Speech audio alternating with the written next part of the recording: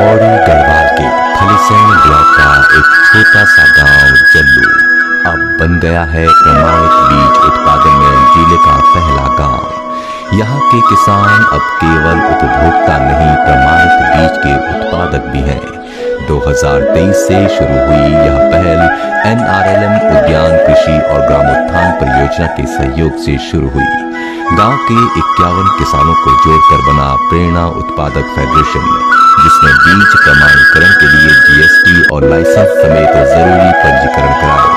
पहले साल यानी 2023 में 3.72 हेक्टेयर जमीन पर बोए गए 100 क्विंटल कुफरी ज्योति प्रजाति के आलू से 450 क्विंटल उत्पादन हुआ है। इसमें से 235 क्विंटल बीज के लिए सुरक्षित किए गए। बाकी आलू फेडरेशन ने किसानों से 25 रुपए प्रति किलो खरीदे और तुरंत नगद भुगतान किया। उद्यान विभाग ने यह बीज 38 रुपए प्रति किलो में खरीदा, जिससे फेडरेशन को 3.29 लाख का मुनाफा हुआ।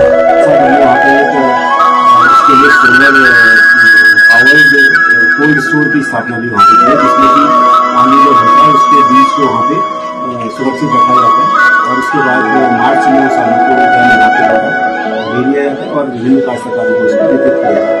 और जब काश्तकारों को दोबारा से उस आलू को हम लोग देते हैं बीज को, तो काश्तकारों को 50% सब्सिडी भी उसको दी जाती है।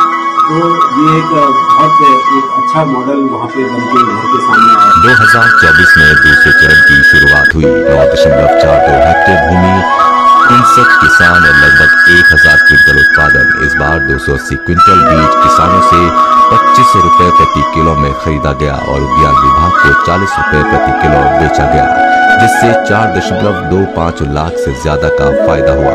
अब तीसरे चरण की बुआई शुरू हो चुकी है। 150 क्विंटल बीज खेतों में बोया जा चुका है। जल्लू गांव अब न सिर्फ बीज बेच रहा है, बल्कि आत्मनिर्भरता की मिसाल बन रहा है। मुख्यमंत्री श्री पुष्कर सिंह धामी के नेतृत्व में उत्तराखंड सरकार द्वारा नैनीताल जनपद के ओखलखंडा ब्लॉक में सौर ऊर्जा आधारित सोलर पंपिंग लिफ्टिंग पेयजल योजना से ग्रामीण और कृषकों को बड़ी राहत मिली है। यह योजना न केवल जल संकट का समाधान बन रही है, बल्कि स्वच्छ ऊर्जा के उपयोग से पर्यावरण संरक्षण का भी संदेश दे रही है। मुख्यमंत्री श्री पुष्कर सिंह धामी की दूरदर्शी सोच और ग्रामीण विकास के प्रति संकल्पबद्ध प्रयासों से ओखलखंडा क्षेत्र में अब विकास की एक नई धारा बह रही है। नाम गणेश सिंह बोरा, ग्राम पंचायत सरपंच लिफ्टिंग योजना बनी हुई है। इसी सोलर पंपिंग लिफ्टिंग योजना है।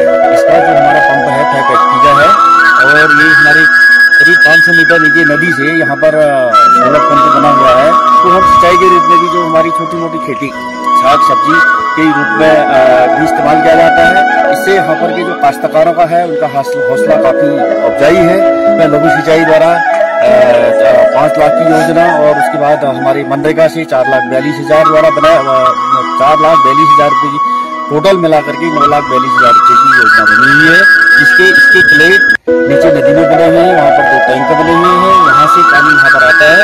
सरकार को यानी कि अपनी सरकार को, राज्य सरकार को, केंद्र सरकार को जो है हम इसके बारे में उनको धन्यवाद देना चाहते हैं। जिला मुख्यालय बागेश्वर के निकटवर्ती छाती गांव में है जायका रेस्टोरेंट। यह रेस्टोरेंट सिर्फ नाम के लिए जायके वाला नहीं है, बल्कि असल में स्वाद का एहसास दिलाता है।